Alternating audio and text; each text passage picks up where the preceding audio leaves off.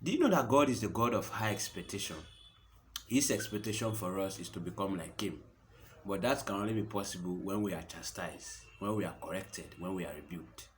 But one of the things I observe in today's society, whenever we chastise, we correct, we rebuke or criticize people, we end up inflicting negative feelings in them just because of the way we do it. But however, welcome, it's me, Edwin Senesi. Today, I'm going to talk about how we can chastise someone, how we can correct them, how we can criticize them without inflicting any negative feelings in them. Because I believe that the way we chastise, we correct, we criticize people, make them to love our correction and even convince them to change in their behavior. I know many of us might have gotten ideas on how to chastise, how to correct people, but note that I'm not here to take away the knowledge that you have gotten, but rather I'm here to add more knowledge to the one you have gotten already.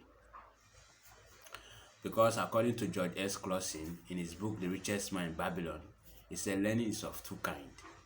One, the training that teach us how to find out what we know, and two, the training that teach us how to find out what we do not know. So if you want to get this training, I suggest you watch until the end. Recently, I read a book written by Dale Carnegie, How to Win Friends and Influence People. For that is a book I like to recommend for everyone to read. In that book, Dale Carnegie explained very simple and clear how we can make people to love us, how we can make people to love our correction and chastisement. He said, and I quote, "The first step in changing people's behavior is to admit that we are also susceptible or vulnerable to mistake. It is much easier and better when we admit to our own fault, when we listen to the description of our own fault, when correcting and chastising someone, by humbly saying, oh, he is also far from perfection." And in that book, Dale Carnegie gave an example. He said he went on and hired his niece, Josephine, to become his secretary in his company. Now, at the end of the day, Josephine made a lot of mistakes. So he was tempted to criticize and chastise Josephine. But what he realized was he was older than Josephine and that he had 10,000 experience in the world of business than Josephine.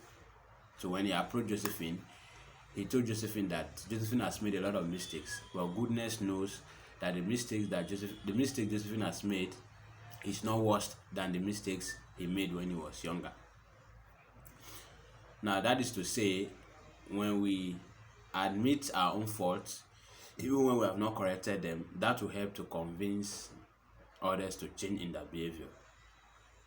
Based on that example Dale Carnegie gave, I would like to suggest a principle. I would like to draw a principle that we can practice when correcting and chastising someone. Now, to me, we need to ask ourselves two questions. What was I like when I was at their age?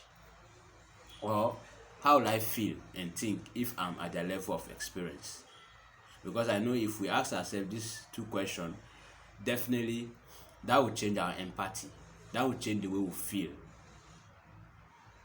to help us realize that we have great opportunity to be their mentor instead of their boss, or have a positive influence on them by being their friends instead of their parents. I know you really love this video, and if you do, please share your comment with me, share your thoughts and feelings, because I'll be meek to receive them. Thank you very much.